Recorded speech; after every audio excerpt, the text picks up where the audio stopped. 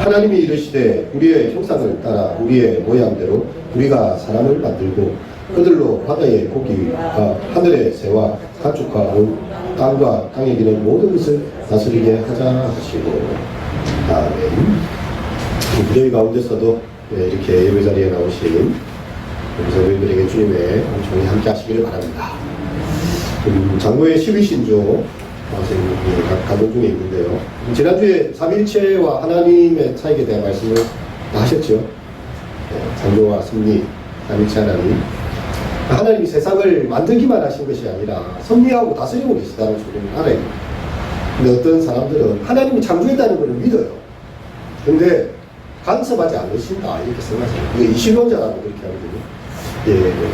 이성적으로 하나님 인정하지만 하나님이 역사 가운데 굳이 관여하지 않으신다는 거죠. 이게 이제 마치 시계공이 태엽을 쫙 갈아가지고 만들어가지고 여기 배터리 넣어놓고 그냥 돌아가지 않으면 시계 신경 안 쓰잖아요.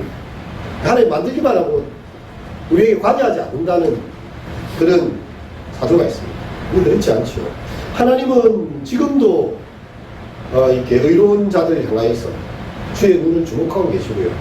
당신의 백성들의 의인들을 향하여 귀를 기울이시고 계시고 필요하시면 기적도 행하시고 역사 속에 관여하시고 간섭하신다는 것입니다. 예수님께서 성육신하에서 이 땅 가운데 오셨다는 것이 하나님의 간섭 아닙니까? 만들어놓고 끝난 게 아니에요. 그분이 직접 찾아오셔가지고 말씀 육신되어서 우리 가운데 함께 계시고요.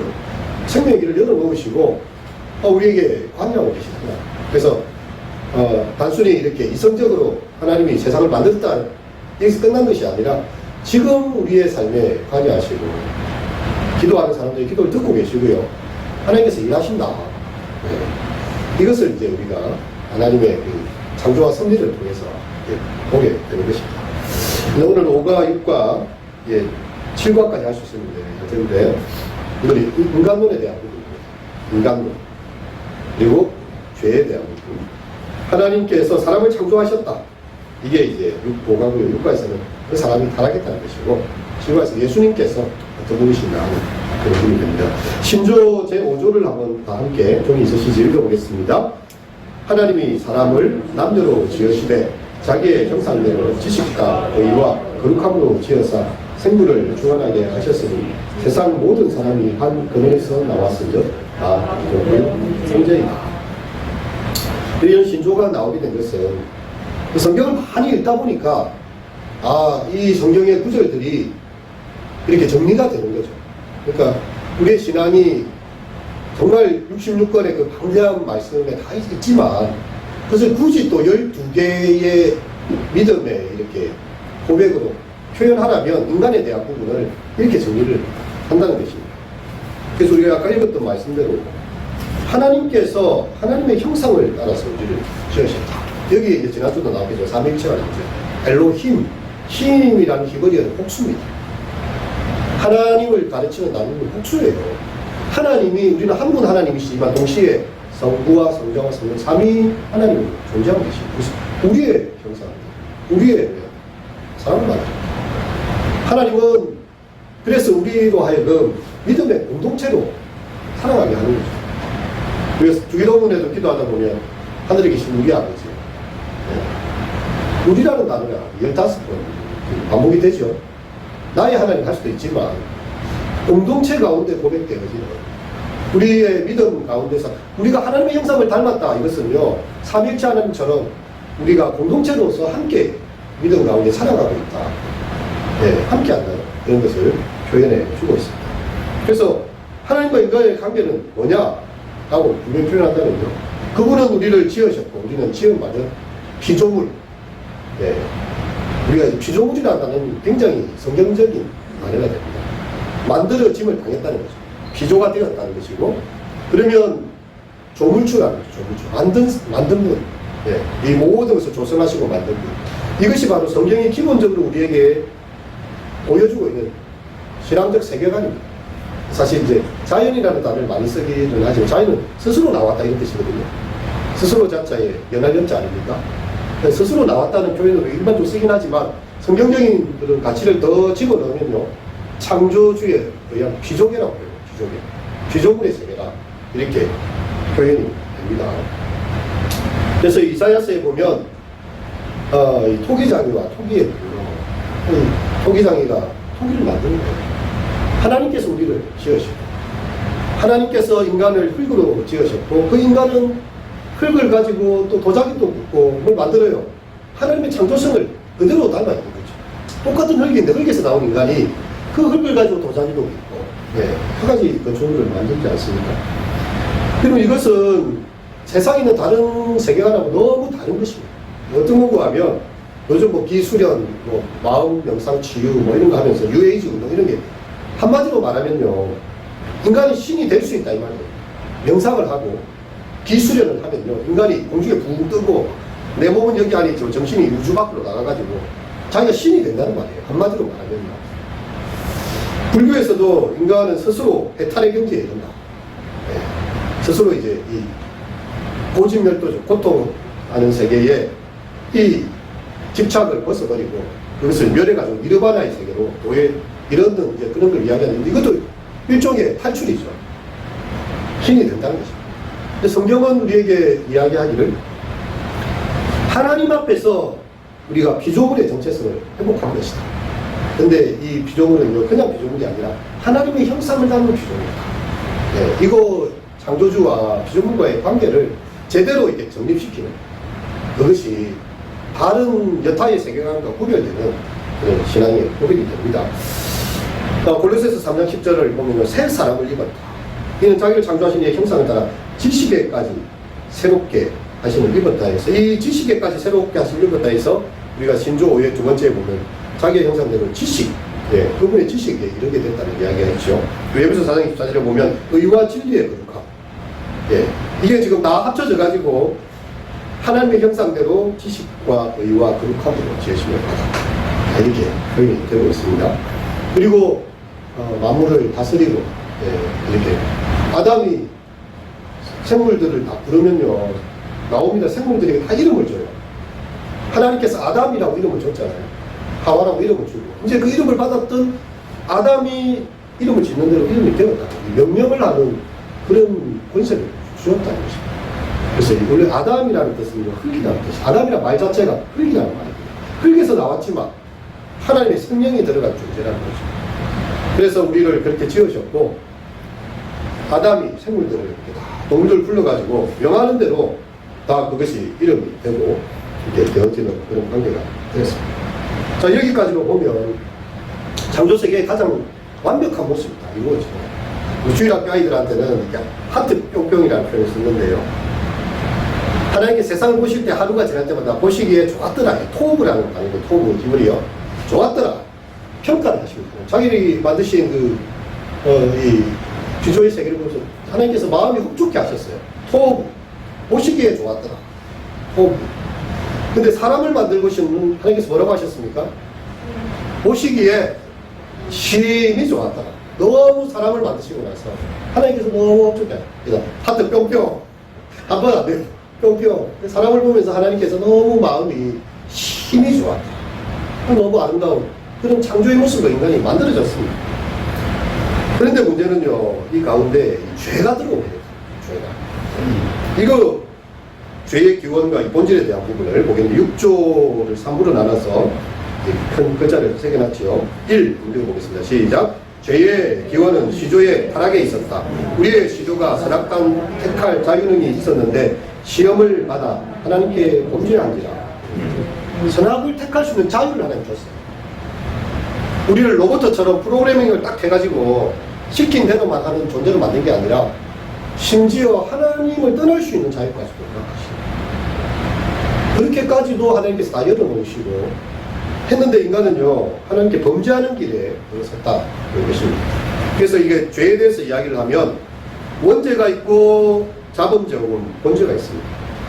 이제 본죄에 대해서는 다 알죠.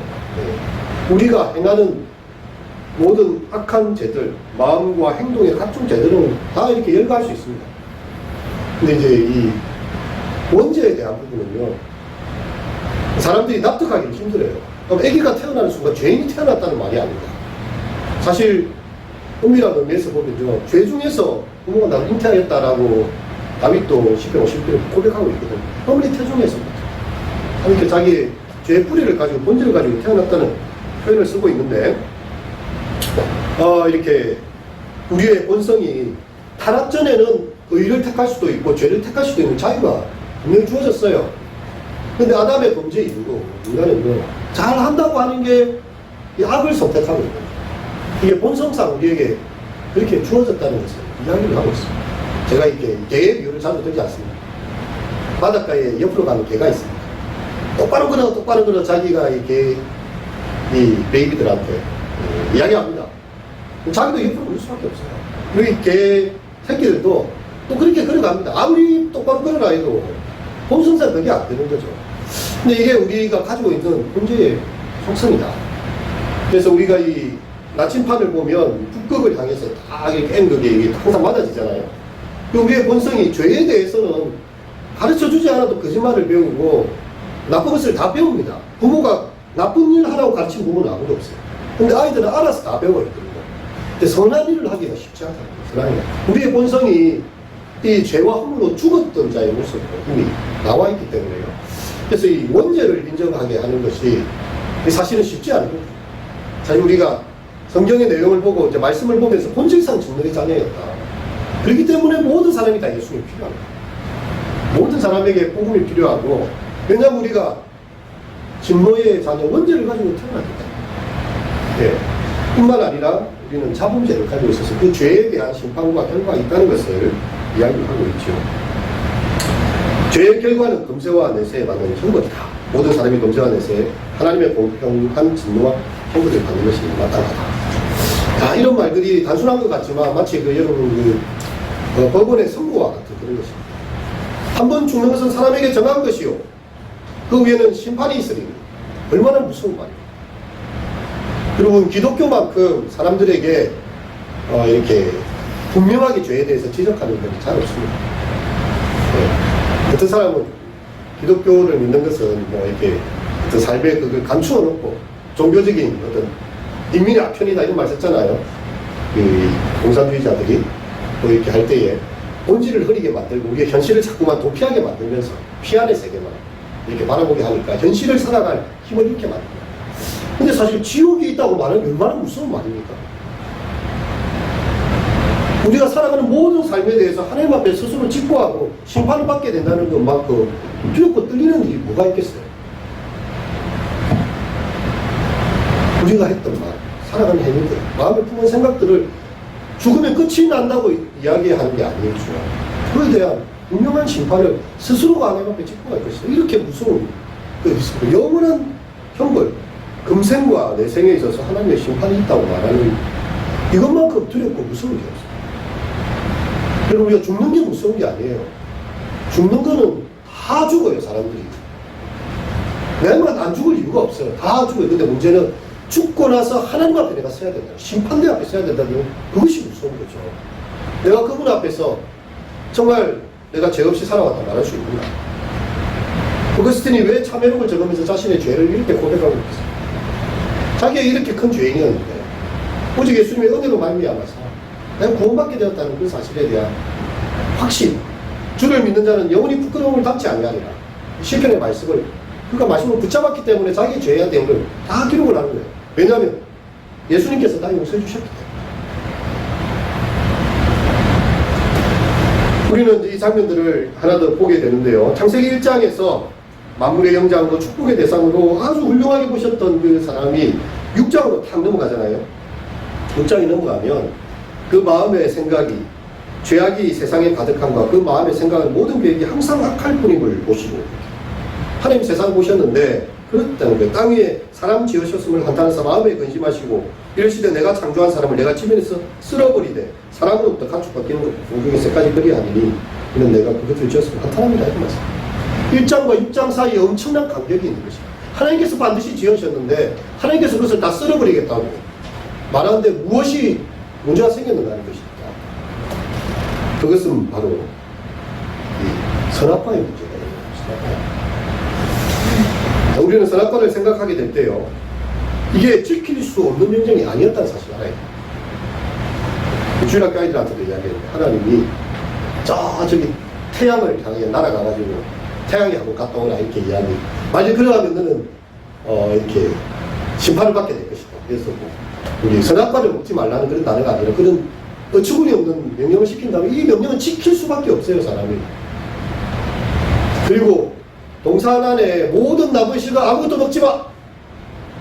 사람을 먹게 식욕을 만들어 놓고 먹지 마 하면 어떻게 되겠어요? 먹고 죽거나 안 먹고 죽거나 먹고 죽자 이렇게 되겠지요. 근데 하나님은 그렇게 하지 않았다. 동산의 모든 나무의 실과를 다 먹을 수 있다. 한 가지만 먹지 마라. 한 가지만. 그래서 이것은 지킬 수 없는 명령이 아닙니다. 어떤 사람도 열매 하나 다 먹었다고 그렇게 하나님께서 사람을 진노를 해가지고 그렇게 하셨나 이렇게 이야기하지만요. 이것은 창조주와 피조물 간의 딱 경계선입니다. 여기까지다는 거죠. 그걸 이제 어기게 된 것입니다. 그래서 이게 이제 인간의 불행이 시작이 되는 거죠. 그래서 바위 관련해서 이야기합니다. 계란 먹고. 너 내한테 절대 다가오지 마. 너가 깨질 수 있어. 계란이 굳이 자기 몸을 늘려갖고 내가 깨지냐 안 깨지는지 보자 바위한테 탁 부딪히면 깨지는가 안 깨집니까? 깨지잖아요. 이거는 하지 말라고 하나님께서 인간과 사람 사이에 그 자유의지를 줄 수 있는 그런 것으로 선악과를 선택하신 것이죠. 근데 이 뱀은요, 와서 이렇게 계속 이렇게 사람을 꼬웁니다. 참으로 먹지 말라 하더냐. 동산 중간에 모든 납치가 먹을 수 있지만 중간에 그거 먹지 말라고 했지. 그거 먹으면 반드시 죽을 것이다 했어. 사단이 그렇게 이야기합니다. 안 죽어. 야, 이거 얼마나 이 강력한 사단입니까? 하와를 꼬시죠.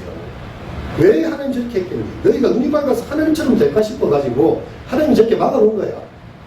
먹으면 너도 하나님처럼 될 수 있어. 자, 너도 하나님처럼 될 수 있어. 이게 오늘날 모든 종교들이 가지고 있는 길이잖아요. 너도 신이 될 수 있어. 이렇게 이야기합니다. 근데 하나님 앞에서의 피조물로서의 우리 인간의 자리를 하나님의 형상으로서의 발견하는 거예요. 근데 그 이상을 넘어가게 만든 거예요. 뱀의 유혹을 듣고 보니까 예전에는 하나님께서 금하신 금단의 과일이었는데 먹음직도 하고 보암직도 하고 지혜롭게 하는 그 탐스럽기도 하는 거예요. 그래서 이 하와가 먹습니다. 남편에게 주게 됩니다. 그러면 그들은 뱀의 말, 그러니까 뱀을 통해서, 사단이 뱀을 통해서 온 거죠, 그죠? 이 뱀의 말과 하나님 말 중에 누구를 더 신뢰했다는 것입니까? 뱀의 말을 더 신뢰했다는 거죠. 그리고 그 마음속에는요, 자기도 하나님처럼 되고 싶다는, 자기가 하나님이 되고 싶다는 그런 탐욕과 그 선을 넘어가게 하는 것입니다. 그래서 이 죄라는 것은요, 하나님의 말씀을 믿지 않는 것이고, 하나님을 의지함이 없이 자기 마음대로 행동하는 것입니다. 그리고 이 탕자가 이렇게 집 밖을 나가잖아요.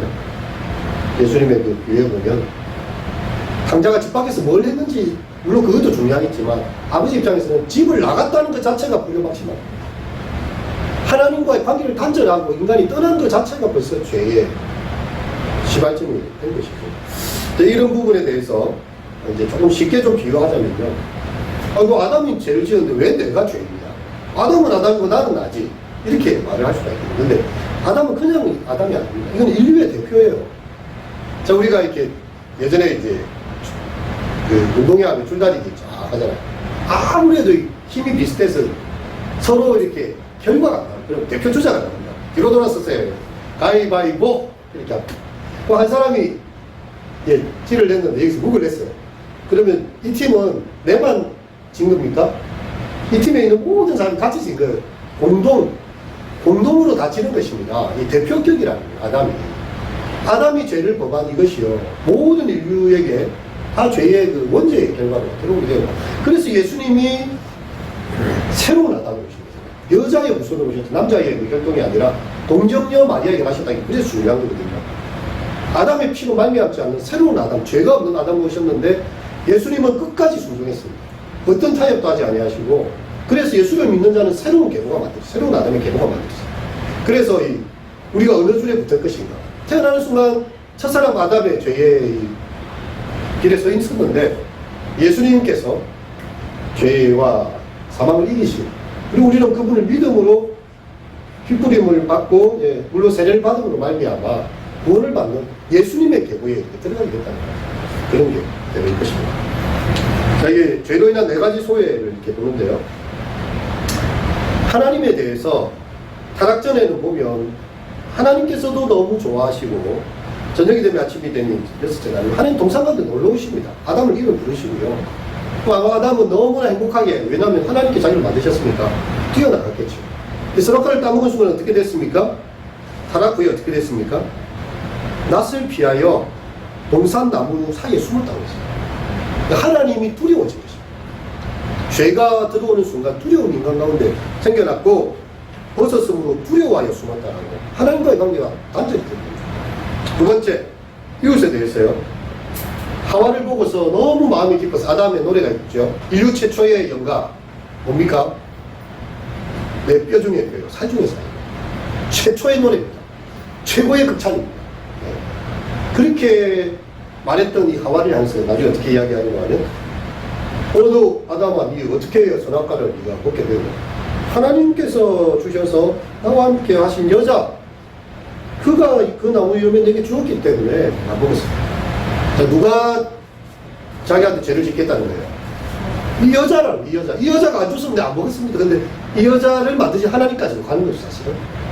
그 사람의 관계에서요, 탓을 하게 되는 거죠. 책임은 전가하게 되고, 상대방 때문에 내가 이렇게 됐다. 상대방 탓을 하게 되는 게 관계가 어그러진 거예요. 신뢰가 깨진 것입니다. 자신에 대해서는 수치심을 느껴요. 벗었다는 것이 전혀 어색하지 않았는데, 이제 죄를 짓고 보니까 가려야 돼요. 무화과잎을 가지고 가립니다. 두 사람이 벌거벗었으나 부끄러워하지 아니하였는데 이제 수치심을 느껴요. 벗었으므로 두려워하여 숨었습니다. 자신에 대해서도 죄책감이 들고요. 사람이 수치심을 갖게 돼요. 그리고 자기를 둘러싼 환경이 어떻습니까? 아담이 그 생물을 다 불러가지고 부르는 것이 그 이름이 다 됐잖아요. 모든 피조물들이 아담에게 다 복종을 합니다. 하나님께서 다스리래요. 근데 이제 땅에서 가시가 엉겅퀴가 나요. 이거는 거역하는 거죠. 씨를 뿌리는데 가시가 엉겅퀴가 나서 사람을 공격하는 것입니다. 그렇게 해서 이 수고를 해야, 땀을 흘려야 음식을 먹을 수 있을 것이다. 그전에는 그렇지 않았다는 거예요. 하나님께서 모든 것을 풍요롭게 다 주셨는데 가시 엉겅퀴와 싸워가면서 땀을 개간해 가면서요. 수고의 땀을 흘려야 겨우 먹고 살 수 있게 인간의 상황이 그렇게 됐다는 거죠. 이 질문을 하게 돼요. 왜 하나님은 아담을 타락하게 하셨을까? 이렇게 질문하죠. 하나님 모든 것을 아신다. 타락할 걸 몰랐을까? 여러분, 사실은 하나님께서 인간을 타락하게 만든 게 아닙니다. 인간이 스스로 하나님처럼 되고자 하는 그 욕심과 또 사단의 유혹에 넘어져가지고 이렇게 한 것이지, 하나님께서 아담을 부추기지 않았다라는 것이고요. 왜 아담이 아예 그냥 죄를 못 짓게 그냥 동산에 딱 있을 수 있도록 철저하게 막아놓은 것이지, 왜 그렇게 틈을 주셨는가? 이것도 또 질문이거든요. 그렇다면 인간은 하나님 앞에서 자유의지가 없는 존재입니다. 하나님을 선택할 자유도 있지만 선택하지 않은 자유까지도 하나님께서 다 열어놓은 것이에요. 그런 상황이 있는 것입니다. 그래서 우리 교부들, 우리 종교개혁자들은 갈비 선생님 그렇게 이야기했죠. 인간의 마치 지위는요, 왕관을 잃어버린 왕과 같아요. 왕은 왕인데 왕관이 없어. 왕의 권세를 다 잃어버렸어. 근데 왕이야. 하나님의 형상을 가지긴 가졌는데 하나님의 영광을 잃어버렸어. 또 그렇게 또 표현합니다. 이렇게 눈이 있지만 보지 못하는 사람. 눈은 있어요. 근데 시력을 잃어버렸어. 그래서 인간의 가지고 있는 중성의 모습이 하나님의 형상으로 창조된 그런 영광스러운 모습이 있지만 죄로 인하여 들어와서 그게 다 오염이 되고 모든 것이 다 더러워지고 이런 모습으로 되어졌다. 이렇게 해서 인간에 대한 이해는요, 하나님의 형상으로서의 존귀함과 함께, 그래서 이 시편 8편에 보면 천사보다 조금 못하게 지으시고 이렇게 표현했거든요. 어떤 거는 하나님보다 조금 못하게. 하나님께서 인간이라는 존재를 그렇게 존귀하게 만들어 놓으셨다는 것입니다. 그렇게 되었는데 하나님의 형상을 온갖 이렇게 버려지의 형상을 바꾸는 로마서에 말씀해 보면 하나님 그 존귀한 형상을 인간이 망가진 모습으로 이렇게 되어졌다는 것입니다. 이렇게 해서 우리 인간론이 정리가 되고요.